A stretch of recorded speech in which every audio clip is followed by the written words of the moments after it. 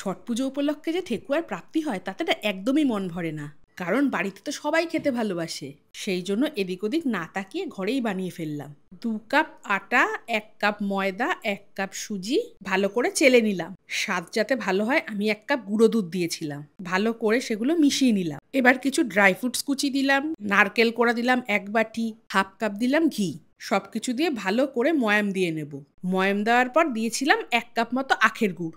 আখের গুড় দিয়ে মেখে নেওয়ার পর অল্প অল্প দুধ দিয়ে মাখতে থাকবো যাতে শক্ত একটা মণ্ড তৈরি হয়। শক্ত করে আটাটা মেখে নেওয়ার পর 1 কাপ চিনি দিয়ে মেখে নেব। চিনিটা সবার শেষে দিলাম যাতে একটু দানা দানা থাকে।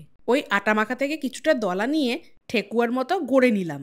তোমরা চাইলে যেমন খুশি শেপ দিতে পারো। আমি 6টা ঠেকুয়া তৈরি করে নিয়ে ভাজতে চলে আসলাম।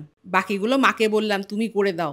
যাই হোক, কড়াইতে বেশি করে সাদা তেল নিয়ে সামান্য গরম করে একে একে সব ঠেকুয়াগুলো ছেড়ে দেবো। তোমরা চাইলে ঘিতেও ভাজতে পারো, সেটা কিন্তু খেতে আরো ভালো হয়। গ্যাস কমিয়ে একে একে সবকটা ঠেকুয়া লাল লাল করে ভেজে তুলে নেব।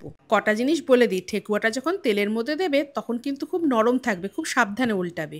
আর পুরো ভাজাটা কিন্তু গ্যাস কমিয়েই করতে হবে, নইলে ভেতর অবধি ভাজা হবে না। আমার তো ঠেকুয়া তৈরি, খেতে কিন্তু দারুণ হয়েছিল।